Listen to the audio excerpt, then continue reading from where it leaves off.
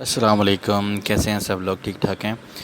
آج کا data base management system جو ہمارا سبجیکٹ چل رہا ہے اس میں ہم نے ایک نارملائزیشن سٹارٹ کی ہے، اور لاسٹ لیکچر میں میں نے آپ کو نارملائزیشن کی ڈیفینیشن کے بارے میں ریڈ آؤٹ کیا تھا اور آپ کو پراپر وے میں اس کو بتایا تھا۔ اگر آپ میں اس پہ کوئی پرابلم ہے تو میرے ساتھ ضرور شیئر کیے گا، انشاءاللہ آپ کو بہتر طریقے سے مینیج کروایا جائے گا۔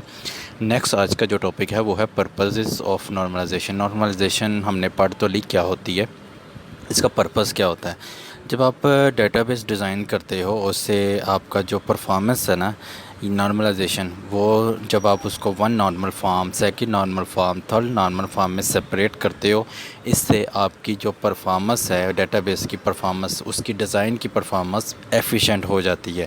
دوسرے نمبر پر اس کے جو آپ کے ڈیٹا ہے، اس کے جتنا بھی ڈیٹا اس کے اندر ہو وہ کم سے کم ہو جاتا ہے، اس کی پاسبلٹی کم ہو جاتی ہے۔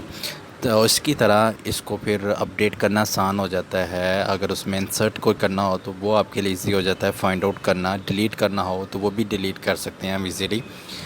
جب آپ نے اس کو ایک نارملائزیشن میں ڈیزائن کر دیا تو اس کے جو رولز ہیں، اس کو آپ مثال کے طور پر کوئی ڈیٹا آپ سے مس ہو گیا ہے تو وہ آپ پر ریٹریو کرنا ہو تو دین یہ نارمل فارم کے ذریعے آپ اس کو، جب آپ کے پاس ڈیٹا بیس کا جو ڈیٹا ہے وہ ایزی ٹو اپڈیٹ ہے، ایزی ٹو مینٹین ہے، تو ڈیٹا فیچ کرنا بھی ایزیلی ہوگا۔ اس میں مینٹیننس، ڈیٹا کو مینٹیننس کرنے کا بھی سمپلائزڈ ہو جائے گا، کیونکہ جتنا آپ اس کو اوپن ہی رکھیں گے اتنا ہی اس کو مینٹین کرنے کے لیے بھی آپ کے پاس ڈیٹا سمپل ہوگا، اور آپ کو ریسٹرکچر ڈیٹا کو فائنڈ آؤٹ کرنا کی ضرورت وہ کم سے کم ہوگی، ٹھیک ہے۔ اس میں ایک دو انٹریز، دو یا دو سے زیادہ انٹریز کے درمیان ریلیشن شپ بہت اچھا ڈیفائن ہو جاتا ہے۔ چلیں آج ڈیفائن کرتے ہیں، سلائڈ کو ریڈ آؤٹ کرتے ہیں۔ It makes the data base design efficient in performance. It will reduce the amount of data if possible. It makes the database design free of update, insertion and deletion anomalies. It makes the design according to the rule of retrieval of data. It simplifies data maintenance and reduces the need of the restructured data.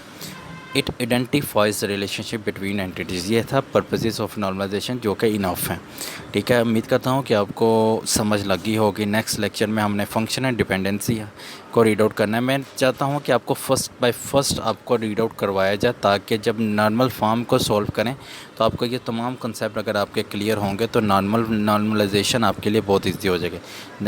Next lecture ہم next topic کا جو ہے next lecture میں ہم دیں گے، تو تب تک کے لیے اللہ حافظ، اپنے پیاروں کا خیال رکھیے گا۔